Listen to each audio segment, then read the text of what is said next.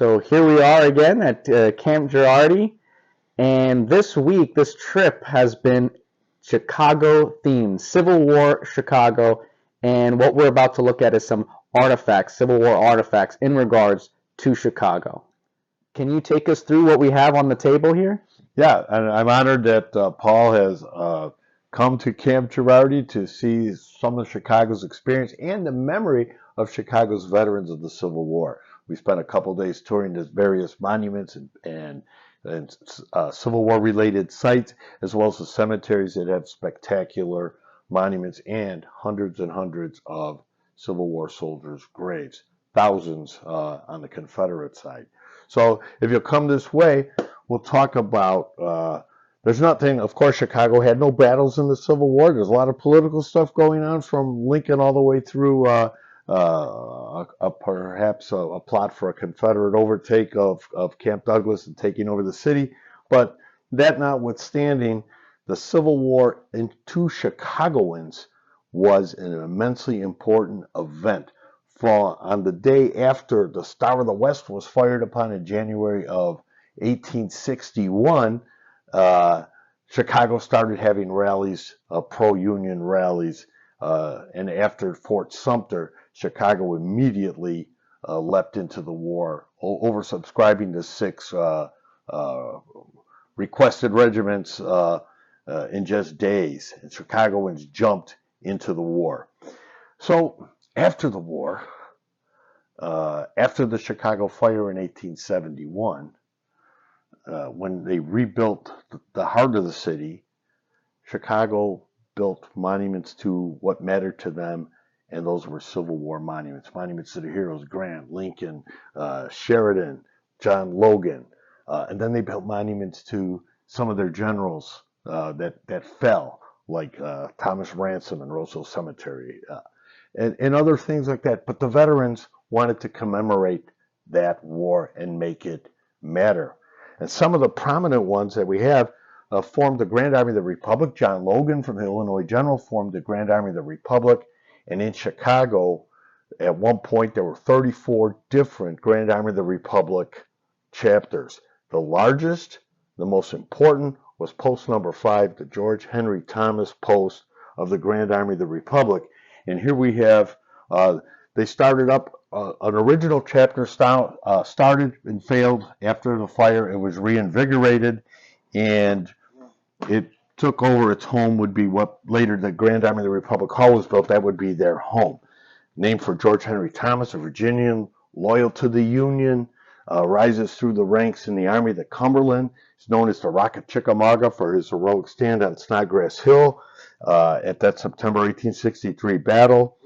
And many of the veterans of the Army of the Cumberland were from Illinois and from Chicago, and they honored him with perhaps the largest Grand Army of the Republic post in the country, one of the most important in Illinois for sure, and one of the longest lived. Here's their mass card for him, if you will. When George Thomas passed away, they had a memorial service for him in the Grand Army Hall in Chicago in 1910. Here's a memoriam for fallen comrades. The badge membership for Post 5 depicts a silhouette image of George Thomas. And here, when in Rose Hill Cemetery, which was where a cemetery created just before the Civil War, but which dedicated plots of ground right at the main entrance for Chicago's fallen Civil War soldiers, or for Civil War soldiers who died in Chicago, not necessarily Chicagoans, and members of Post 5, they brought in this huge granite slab from Georgia, the Rock of Chickamauga, and many of the veterans are buried there. One of the most important places in Chicago's memory in the aftermath of the Civil War. Pursuant to that, in 1900, Chicago hosted the 34th National Encampment of the Grand Army of the Republic. And I have here a number of, for 4 days, August 26th and 30th of 1900, the city of Chicago shut down to honor Civil War veterans.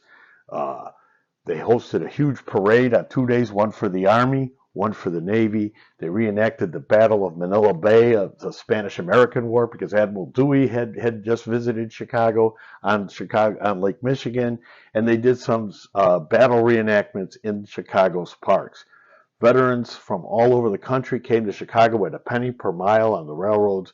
The mayor of Chicago declared a holiday, and Chicago Police Department provided security for the veterans who chose to live in the tents in the parks of Chicago. Others took over the public schools and the courthouses and slept there. It was a big gala party. Everybody who was anybody attended. An estimated 25,000 Civil War veterans were there, and 20,000 of them marched in the massive Army parade.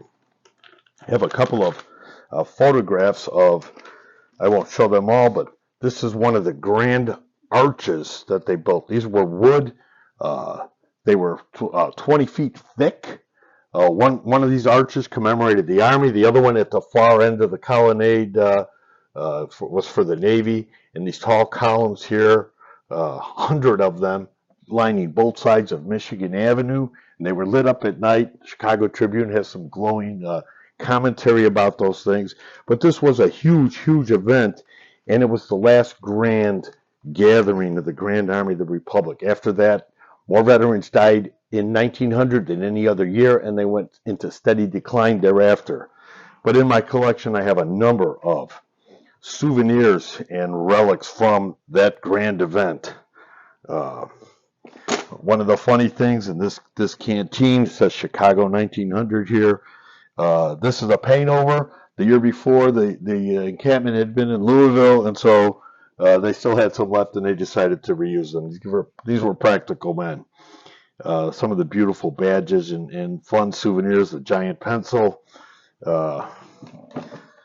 badges for every group and everyone. This one here is for the Women's Relief Corps, the ladies of the GAR. This badge here is one of my favorites. It depicts images of the monuments of another one here of U.S. Grant, Abraham Lincoln, and John Logan that we visited the other day, Paul. Some great stuff in here. And then, of course, stereo views of the archways. Union ex-prisoners of war had their own events in the Libby Prison Civil War Museum in Chicago. It was a gala affair. All of these. Now, in that image there, what you can see is that the veterans marching? Yes. And you can also see the uniformed police as well. That's right. That's Chicago's police force? Yes. Standing guard, maintaining order like we used to do here in Chicago. Various states came, and so the aide-de-camp from the Department of Ohio came to Chicago. And so every state chapter that came had their own ribbon. The Army of the Tennessee, 34th National Camp. So the different Army camps, different Army groups each came. This is one of the most beautiful of these ribbons for the event. But the aide-de-camps, the people that were in charge running it, also had their own ribbons. And here's another one honoring the ladies of the GAR, the medical committee, everything you can imagine. The city shut down. It was the biggest gala in Chicago since probably the World's Fair in 1893. Here's a number of stereo views. I think there were, I don't have the whole set. I'm missing a couple, but they showed these arches again and the various groups marching in the parade. And then there is some photographs. I was lucky enough to get a photo album that had somebody came to this event and took snapshots of these arches and some of the monuments in the parks and the parade going by. Some tourists actually took these photos. For some reason, this event captivates me. It shows how important this was, even 35 years later, to these guys who fought in the Civil War. And we talked about the George H. Thomas post. But there's other posts. Chicago had 34 GAR posts. And the nice thing about Chicago's GAR posts, I heard somebody ask a question, they were not segregated. So the U.S. colored troops the veterans who were in Chicago, they could have their own, and I think there were one or two chapters that were for the U.S. colored troops, but none of the other camps excluded anybody for any reason as long as you were a Union Civil War veteran in good standing. Some other remarkable Chicagoans involved either before or after the Civil War in Chicago. This is John Charles Black. He and his brother were both Civil War Medal of Honor winners. They fought in the Battle of Prairie Grove. They were in the 37th Illinois, and John Black won his Medal of Honor for capturing a battery after two other charges had gone forward and failed with heavy losses. He led a successful charge and captured a Confederate battery at the Battle of Prairie Grove. Later, he came to Chicago. He became the state's attorney, the district attorney for the Northern District of Illinois. He later became the commander of the Illinois Department of the Grand Army of the Republic. And you see he was commemorated upon dying. Maoist, the military order, the Loyal Legion, produced this little pamphlet in his honor. Medal of Honor winner. If you come to Chicago, go to the Harold Washington Library, go to the Special Collections Division, and you can see his Medal of Honor. Now, for some people who might not know, when we're referring to the GAR, the Grand Army of the Republic, what is that exactly? The Grand Army of the Republic was a veterans organization, a fraternal order founded by Dr. Benjamin Stevenson of Decatur, Illinois in 1866.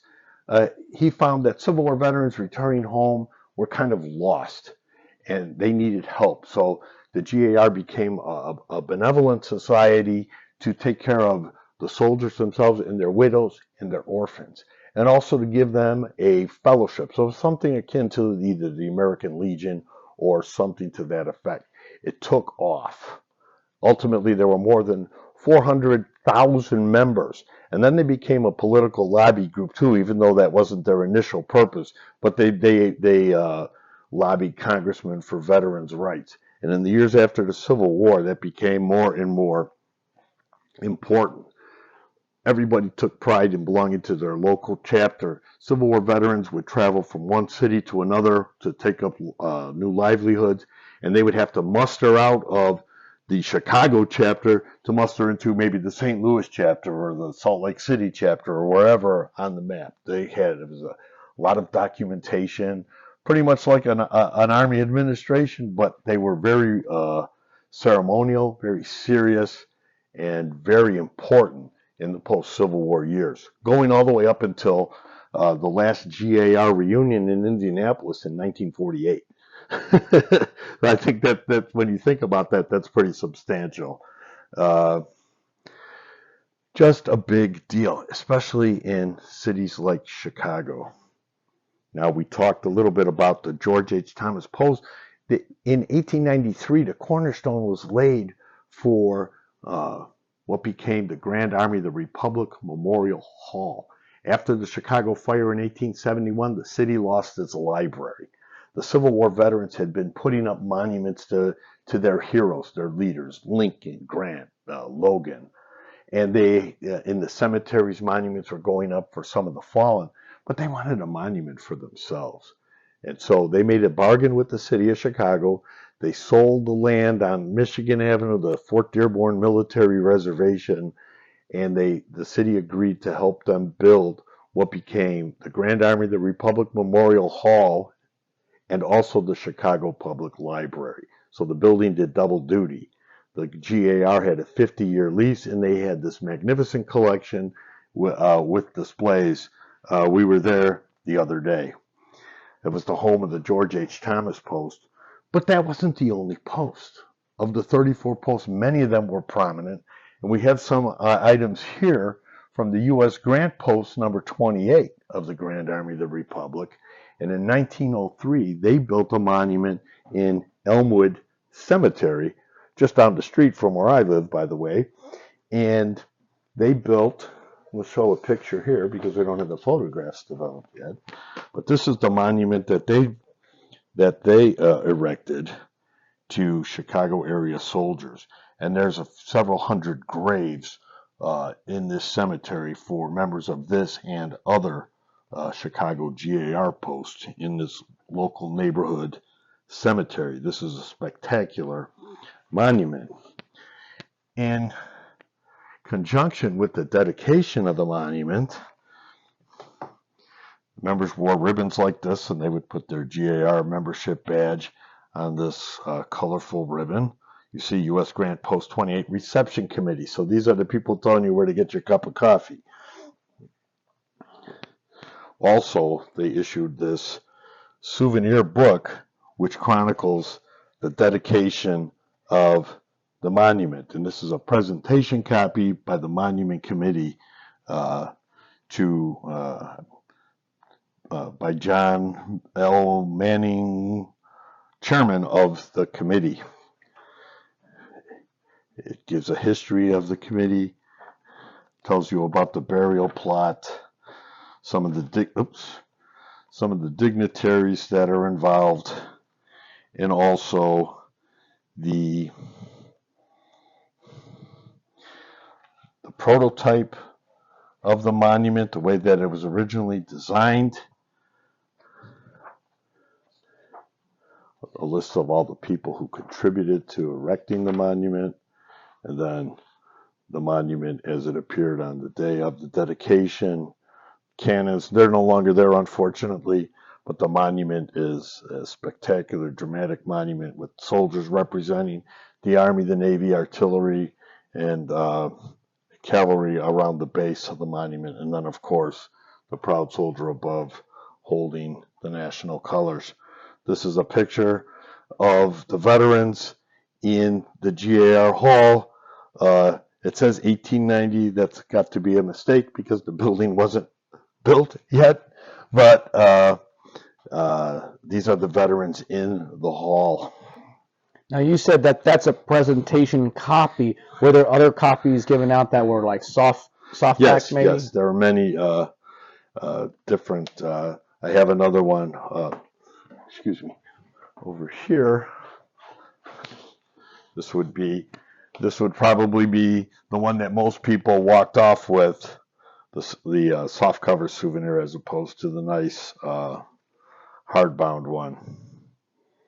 But this is what the GAR did. This is what these veterans, the rebuilders of Chicago, felt was important to them, especially in the years after the fire, as Chicago rose from the ashes to become the city that it became.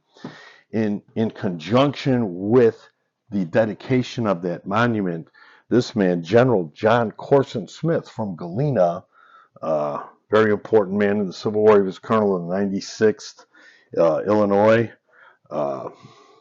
He gave a dedicatory address to the dedication of the monument, about General Ulysses S. Grant.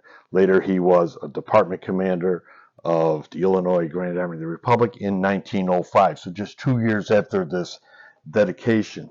John Smith was from Galena. He's an interesting man.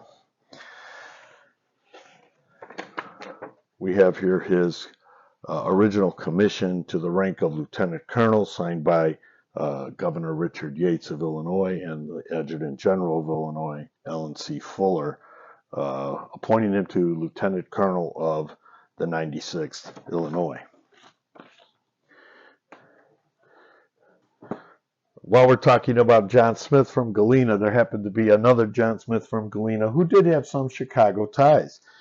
This is General John Eugene Smith. He was a jeweler in Galena, Illinois, from the 1840s, a friend of Congressman Elihu B. Washburn, Eli Parker, whose name you might have heard, John Rollins, and others. John Corson Smith. They belong to the same Masonic orders. Galena has two John Smiths that are prominent figures in the Civil War. When the Star of the West was fired upon in 1861 January, John Eugene Smith went down to Springfield. Newly elected governor of Illinois, Richard Yates, made him his military adjutant for the state of Illinois.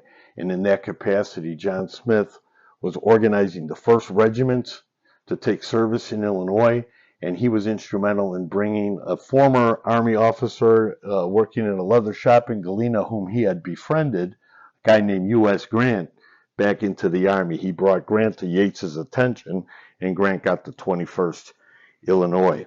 This is a sugar spoon from John Eugene Smith's Main Street silver and watch repair shop in Galena. And I don't know that the camera will show, but it says, no, it's upside down. That's why I can't read it. J.E. Smith & Co.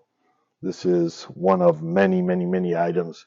Go to Galena to see the rest. But after the Civil War, after he retired, John Smith stayed in the Army until he was forcibly retired by age. He had an exciting career on the Western Plains in the Indian Wars. We won't get into that. But he came back to Chicago, and he lived in Chicago. His son, Benjamin, became the second president of the Chicago Public Library. And what I have here is a medical dictionary that was presented to this man, a Civil War veteran, a doctor, Dr. Harvey A. White. The inscription to Dr. H. A. White, with compliments of John E. Smith, Major General of Volunteers, U.S. Army, December, this is important, December 10th, 1896. 6 weeks later, John Smith died.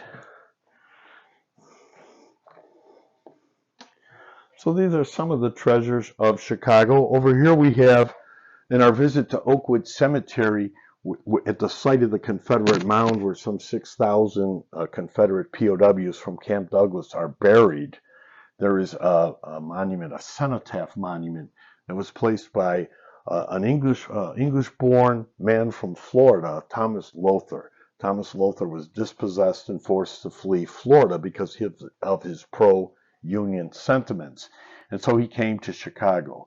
After the fire, he was instrumental in founding the library and the Art Institute and some other events. But when he found out in 1893 that the Confederate veterans were planning to build a monument to the Confederates on the south side of Chicago in the cemetery, he didn't like that idea. And when the monument was erected and dedicated, he erected a cenotaph. As you know, a cenotaph is a marker in a cemetery for people not buried on site. And I'm not going to read it, but basically this is a monument dedicated to those loyal Southerners who lost their homes, their fortunes, and forced to flee their homes to go, and they're forgotten by their government. Nobody even knows or recognizes their sacrifice. So this is a real-time contemporary, not so much a protest monument to the Confederate mound, but what about us? We were here too, and nobody cares. On the back of this cabinet card photograph, he writes in his hand to a friend of his, "This is my way of impressing a much-needed lesson on the minds of the young men," and in parentheses, and ladies, and women too, "of the future. Yours, Lowther, 22 February 1896. This is just months after the dedication of the monument on Memorial Day of 1895. And that's definitely something that falls under untold Civil War. And it seems that he knew that it falls under that. And then, of course, the acts of Congress that established the perpetual care of that Confederate mound. This is April 17th of 1900. Not coincidentally, the year of the Grand Army reunion, and there was another act of Congress a couple years later to enhance the upkeep of that.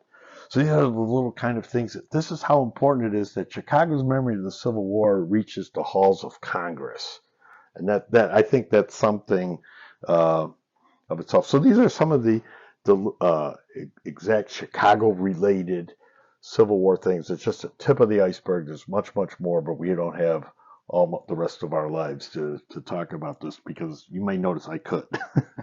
But one thing, though, before we leave the topic of Chicago's history. Chicago served faithfully during the Civil War, but it also served, many Chicagoans served in World War I as well. And we do have an artifact in regards to World War I, don't we, as a little bonus? Yes, not far from the Douglas Tomb, and at 35th Street, east of Cottage Grove Avenue on Chicago's lakefront, and also the site of the Soldier Home. If you go just a little bit further south on Dr. Martin Luther King Drive, you will find this World War I monument to the Rainbow Division. And the area of Chicago where this is from, this depicts a lot of black soldiers who fought in World War I from Chicago were in this division. And this magnificent monument stands at 35th and King Drive on the south side of the city.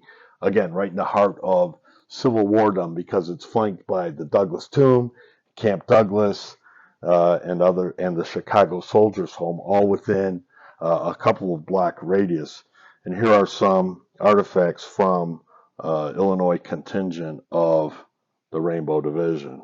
And what exactly are we looking at here? We're looking at hat markers, the cross rifles with the unit number, and then a pair of captain's epaulets. I have one showing the rank captain of infantry, obviously, and then the reverse side on the other epaulet so that we can see the whole thing. And that would be the tailor's mark or maker's mark, I guess? Yes, yes. Well, fantastic. Thank you so much for sharing these artifacts of Chicago's history. It's my pleasure. I'm honored that Untold Civil War reached out to me and honored me with their presence and learned about bringing Chicago's memory of the Civil War to all of you. So if you enjoyed this video, please like, share, and subscribe. And I think we still have a few more items to go through, and that'll be in another video, so stay tuned.